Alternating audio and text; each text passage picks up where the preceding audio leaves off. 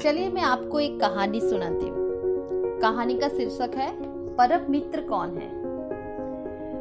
एक व्यक्ति था जिसके 3 मित्र थे।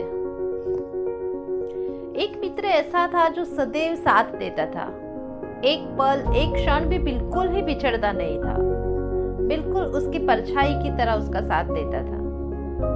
दूसरा मित्र ऐसा था जो सुबह शाम मिलता था, और तीसरा मित्र ऐसा था जो बहुत दिनों में जब तब यानी कि कभी कभी मिलता था।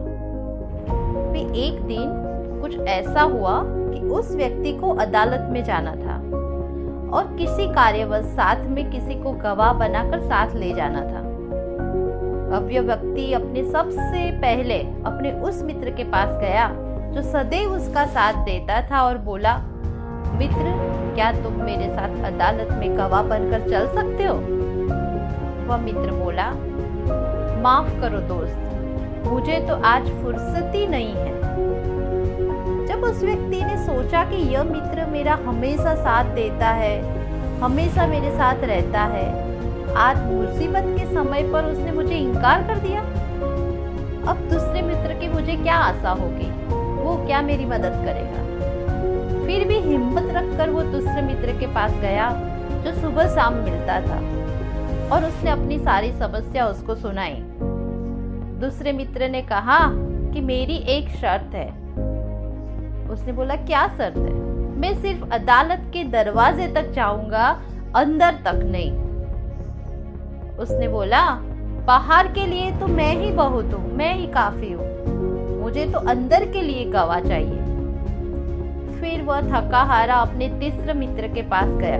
वैसे जाना तो नहीं चाहता था, लेकिन उसके पास कोई रास्ता ही नहीं था, जो बहुत दिनों में मिलता था, और उसने सारी अपनी समस्या सुनाई। तीसरे मित्र उसकी समस्या सुनकर तुरंत उसके साथ चल दिया। उसने कुछ भी सवाल जवाब नहीं किए और उसके साथ चल दिया। अब आप सोच रहे होंगे कि वो 3 मित्र है कौन?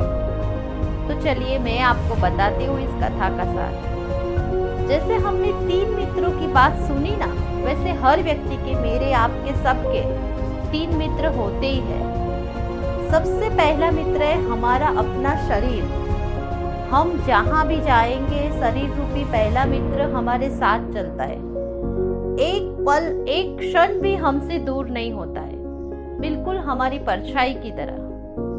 चलो अभी दूसरे मित्र है की बात करते हैं।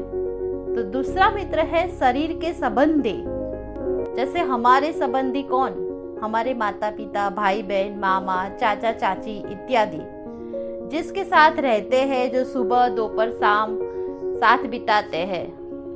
और तीसरा मित्र है हमारे कर्म, जो सदा ही साथ जाते हैं। अब आप सोचिए कि जब आत्मा या हमारा प्राण जब शरीर छोड़कर धर्मराज की अदालत में जाती है, उस समय शरीर रूपी पहला मित्र एक कदम भी आगे चलकर साथ नहीं देता, जैसे ही उस पहले मित्र ने साथ नहीं दिया।